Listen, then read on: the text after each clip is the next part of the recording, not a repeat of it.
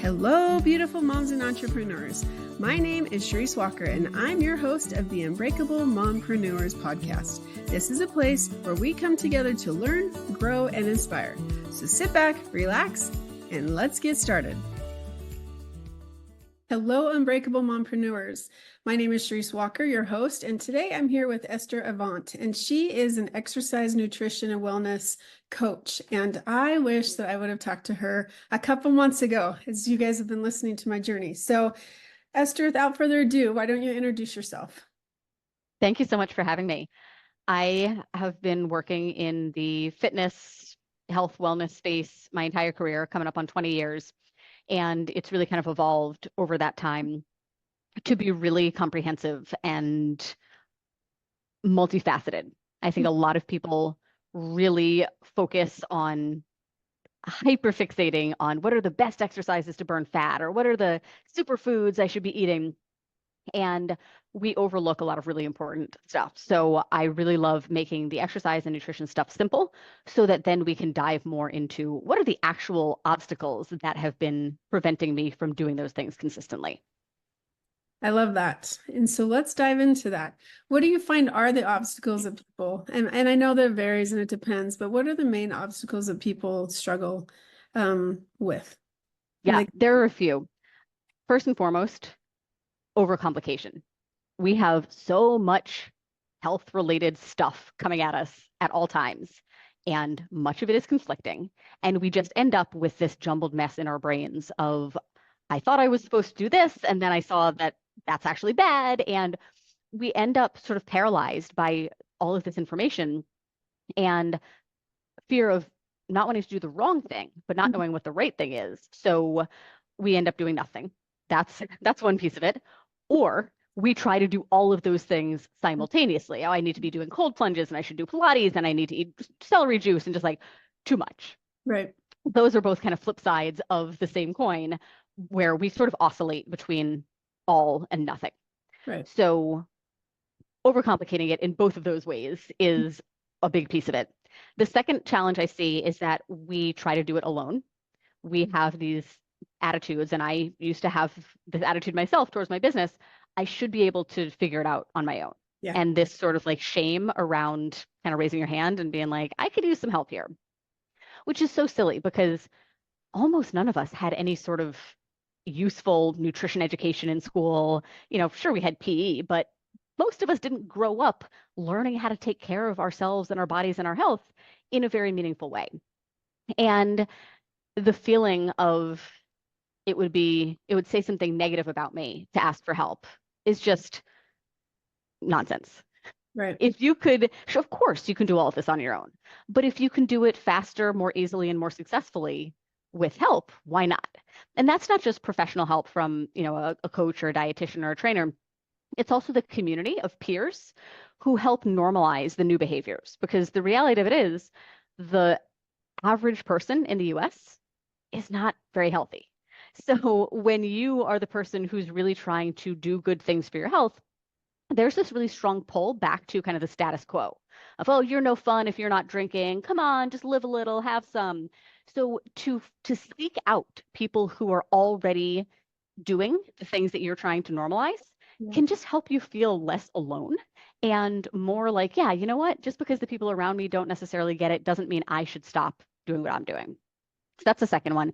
The third is that I think we focus a lot on kind of the surface level. Like I said, we're looking for meal plans, we're looking for belly fat blasting exercises, and we neglect all of this stuff kind of beneath the surface, which is, it's actually hard for me to exercise consistently because I haven't set very good boundaries around my time and my energy, or I'm just not in the habit of managing my time super well. So I haven't actually figured out when can I do it.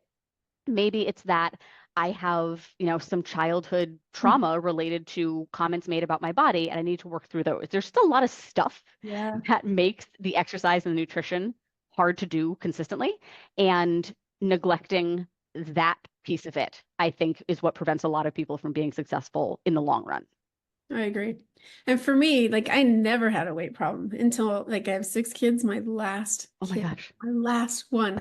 because I was 40 when I had her, and all of a sudden I like it came 10 pounds away.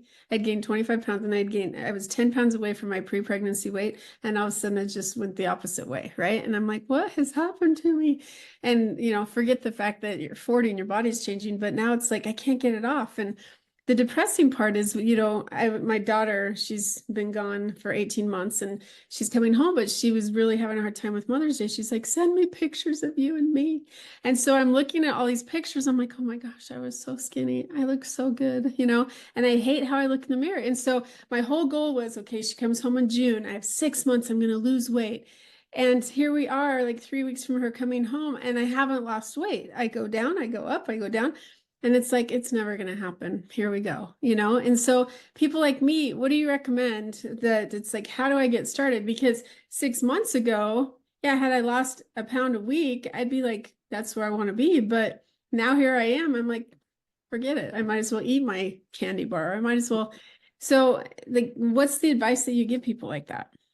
It's so tough. And I appreciate you sharing that. And I'm sure that you're open like this with your audience a lot. And Yeah. I think it just makes us so relatable Yeah. because, that's a big part of how I have ended up doing this for my career is Yeah. that I was struggling myself and I had, all of this textbook knowledge and I was still binging and restricting and I wasn't, I didn't have a healthy balance in my life. So all of us struggle with this from time to time. And I think it's so important to just own that and talk about it because there's nothing to be ashamed of. Hmm. And it sucks to not feel good in your body. It really Oh, does. And yeah. especially to have had, a kind of a deadline in mind that we often do. We're like, okay, this will be really motivating. I have Yeah. this thing that I want to look and feel really good for. It'll help me stay focused. And that can be helpful. But exactly what you're experiencing often happens where it's like, life just kind of like interrupts it. And then the closer it gets, like the more panicky you feel. And you're just like, well, now it's too late. And right. And either it's like you're tempted to kind of do something drastic where you're Yeah. just like, okay, cabbage soup it is. And as long as I'm down 10 pounds, like I'll take what I can get.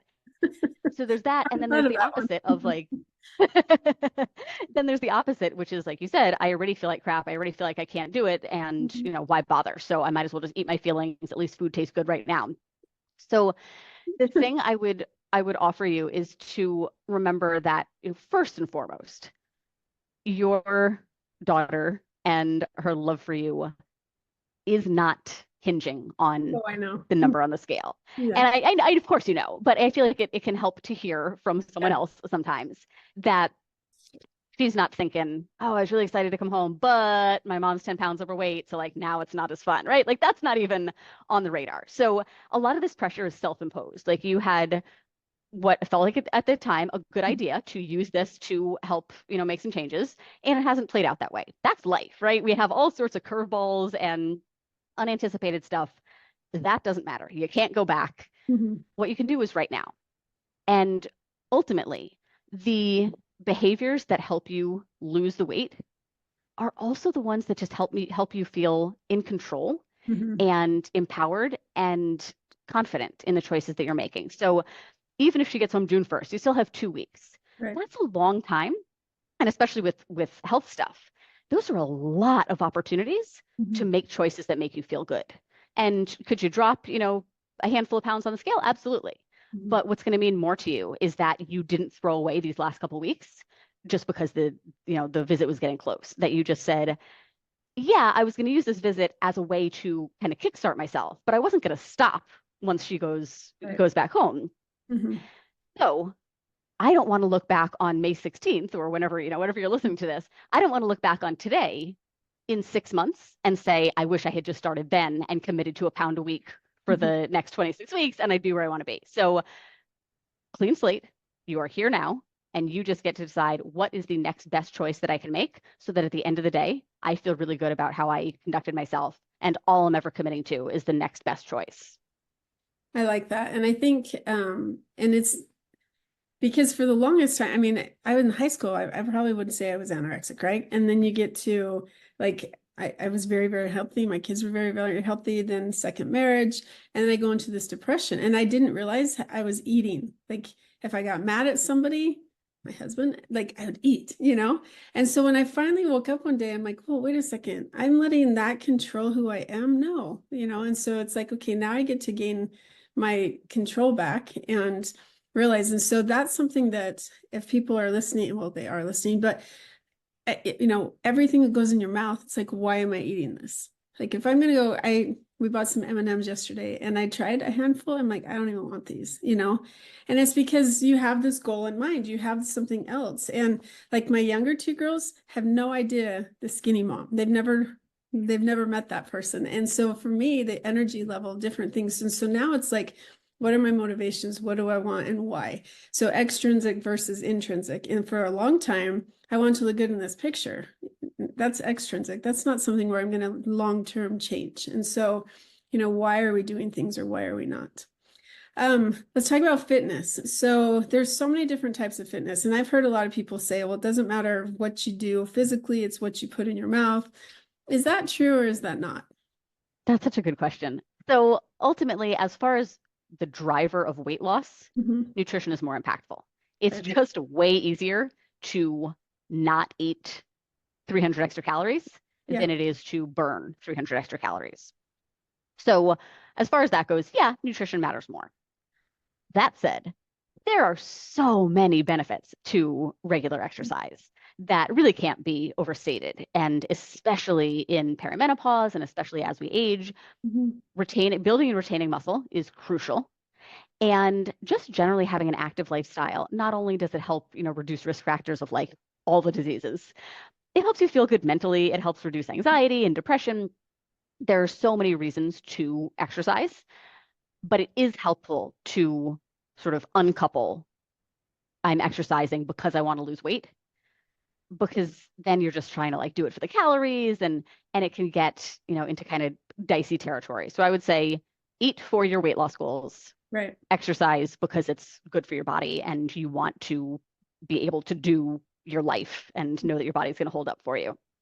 Well, and it releases like serotonin and like chemically, it's good for you mentally, right? Right. Like nobody feels worse after a workout. We know this. We can't remember it when we're gearing up to do it, but it's true 100% of the time is if you get clothes on, if you go out there and you get it done, you're always glad that you did. Your body might be a little more sore sometimes, but your mind is not. That's fair. Yes.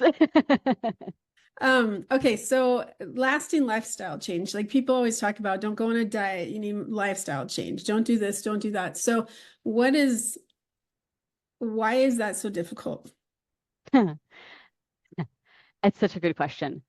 One of the main reasons it's so difficult is our society at large. That Hmm. if you think about how we socialize, Yeah.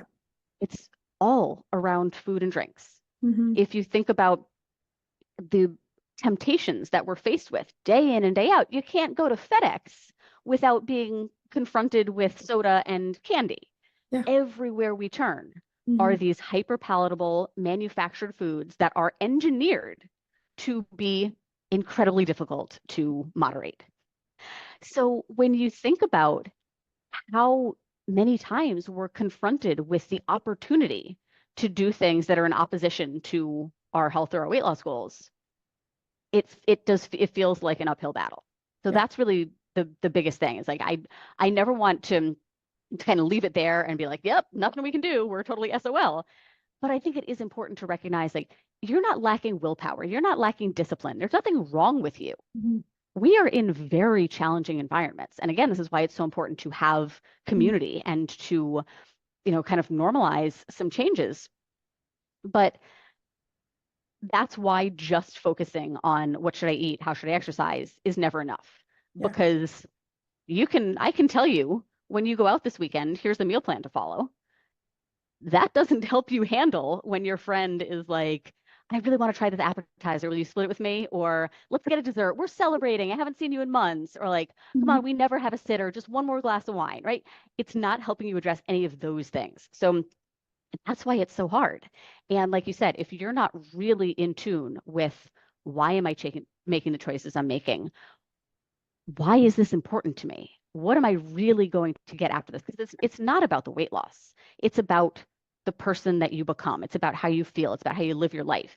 And if you're not really in tune with that, it's much easier to say like, yeah, I do want to lose weight, but like my pants aren't as tight as they were a couple weeks ago, and this does look really good. Let's go for it tomorrow. I'll start over on Monday. So it's all of that we're up against, and that's why it's so important to really focus on what is within my direct control, how I think, the effort that I make, and the my behavior. That's all I can do. I can't, I'm probably not going to lobby big food to change their recipes so that it's Mhm. easier to stop. So what can I personally do with myself, with my family, with my Mhm. network to normalize being healthier? I like that. And, my daughters are sugarholics because their dad is. Like I said, and I told my husband, I said, I never ever had junk food in my house because I knew that that was my weakness. And then you move in and like, that's all my house is. And so my girls were raised eating tons of horrible food. And so what I've like, don't tell them, but here's my secret is when we go to the store, mom can have this, mom can have this. No. And so maybe they might have one thing, but they're not going to have 4 or 5 things. We went to the store yesterday and we got like frozen pineapples and frozen pomegranate, these little packets. And I'm like, oh my gosh, this is health food. But they don't know that because they think it's just frozen candy type thing. And I mean, they know it's fruit, but like I've realized over the last couple of weeks as I'm trying to change my diet and ex-nay on the junk food for my husband, that they're starting to make more healthy choices. They're eating an apple, they're eating kiwi, whereas before it was like all this sugar food. And for me, there has to be something where okay, maybe we just focus on this. So I don't have a whole candy bar, I have a bite of it, or we have 2 bites of it. And when somebody who for years now has created a habit where they don't eat as healthy and they consume all this stuff, like just cold turkey it, you're going to feel horrible and you're going to feel deprived and you're going to feel like mentally. So tapering back little at a time is a good thing. 1,000%. And the transition always is tough. It happens in my family too, that there are just so many temptations. And, next thing you know, you have a bag of this and a bag of that. And you look in the pantry and you're like, how did this happen? Like, who's buying this food? And you're like, oh, that's me. They just eat. Yeah. And, I only have one son and he's little. But even so, whenever I decide, like, all right, Yeah. we gotta do better, there is that sort of annoying transition where he keeps asking, we can get this, can we get this, can we get this? And I keep saying no. But then you stick it out for a week or two and you just offer the foods that you want everybody to be eating, the fruits, the veggies. And it does. People eat what's available. And that's what I always tell my son, a hungry person eats what's offered. So if you're saying, I only want this, you're probably not that hungry. Yeah. So yeah, if you have the apples and the baby carrots and all that stuff Mhm. around, it will become the go-to. You just gotta, present it. And you're absolutely right that these habits are, we've done them a lot. That's how Mhm. they become habits. So Yeah. it does take time to change them. And a lot of times we do try to kind of rip the band-aid and do it too fast, or we try to abruptly change too many things. Mhm. It may well be that you could immediately start one new habit or break one new habit. But when you try to do 5 or 6 at a time, it all feels like too much. So either pick a few and do them gradually, or pick one and really commit to it. And then, yeah, start adding from there. And I guarantee you'll be so much better off 6 months down the road if you've done it in that stepwise fashion instead of had, 2, 3 rounds of the starts and stops in that same time period. Love that. Okay, so working out, because we talked a lot about food, but what are the best workouts for fat loss? Like, give me So your good. top two. Yeah. All right. So this I think often comes as a surprise to people. First and foremost, my priority with almost everyone is walking, just outside of workouts. It's so easy to live a completely sedentary life. Mhm. I didn't have to leave my house to talk to you. I didn't have to leave my house to get these clothes delivered earlier. I can get my food. Like whatever you want can come right to you. So unless we're making an intentional effort throughout the day to find opportunities to move more, Yeah. we basically don't move. So believe it or not, the biggest variable component to how many calories we burn each day and how many calories we need to, maintain our weight or lose weight, the biggest variable component is our non-exercise movement. So not the 30, 45, 60 minutes you're spending in the gym, but the other 23 hours of the day, minus whatever you're sleeping. Mhm. Are you sitting, laying for the majority of those hours, or are you creating the opportunity to get up and move, taking the stairs, doing a walking meeting, being inefficient with the chores so you're moving around more, getting a walking pad. There are dozens of ways to do it. That's first and foremost. That can have the biggest bang for your buck of anything. The second priority is strength training. And I feel like depending on like where the algorithm hits you, you might be getting beat over the head with this, or it might be news to you. But either way, strength training, and not with like little pink paperweight dumbbells, actually heavy for you strength training, following a progressive program, which means that you repeat workouts, you repeat exercises in an effort to do them with better form, with heavier weights, more reps, more sets, etc. You are continuing to challenge your body in those ways week over week is the best way to build, or at the very least retain, muscle while you're losing fat. So those are what should be your focus when you're trying to lose weight. Yes, doing cardio sessions will burn more calories in the moment, but again, you can go burn a couple hundred calories going for a 2-mile run, and then you immediately walk in the door and you're like, "Ooh, I did this run. I should have a few Oreos." And now you've offset it, right? So you don't want to be thinking in terms of like, how do I burn the most calories in my workouts? You want to be thinking about how do I generally get more active, and how do I make sure that I am prioritizing building and retaining the muscle that I have. I love that. I love that. Okay, so time is short. So tell me, what question should I have asked you that I didn't? And then you want the audience to know.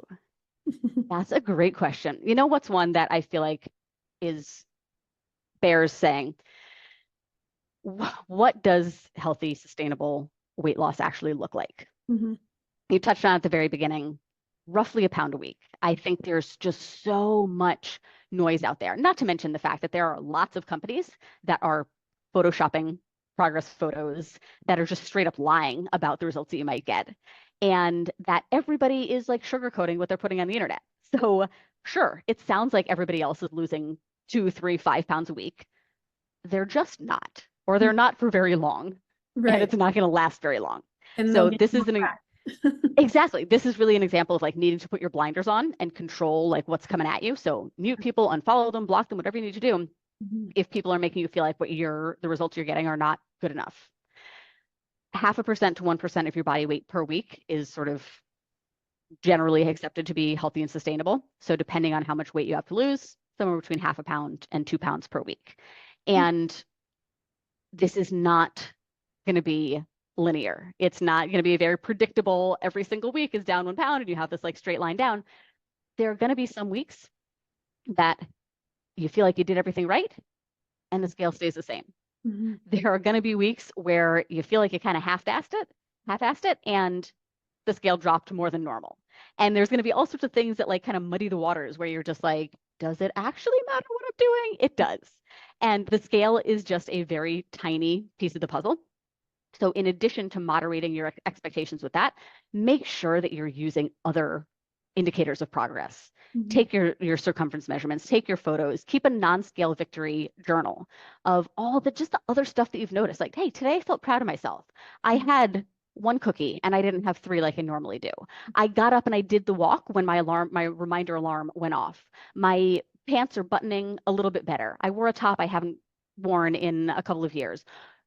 Take note of all of those things to help you see that the scale is not the end all be all, and that what you're doing actually is working and it's improving your life in a number of ways. That is fantastic advice. Well, if somebody wants to get a hold of you, how do they find you? Thank you so much for asking. My website is esteravant.com. I have tons of resources there, blogs, freebies. I have a habit tracker that you can download. I'm also on Facebook and Instagram, and I have a podcast called Live Diet Free. I love that, Esther. Well, I'm definitely going to be calling you and talking with you further offline, but Unbreakable Moms, sometimes we just feel like blah, and it's what we put into our mouths that's the fuel. It's how we take care of our bodies. And so if you are struggling and you're wanting to lose weight, or you're wanting to eat more healthy, or you just want some good exercises, then reach out to Esther. As for now, we have concluded another episode of Unbreakable Mompreneurs, and moms, go out and make it a great day. See you later. Beautiful moms, remember, you are unbreakable. Keep illuminating the world with your strength, pursuing your dreams, and reveling in the splendor of motherhood. This is Sharice Walker, bidding you farewell for now. Stay tuned for more empowering conversations on the next episode of the Unbreakable Mompreneurs podcast. Until then, keep shining bright. Signing off with love, Charisse Walker.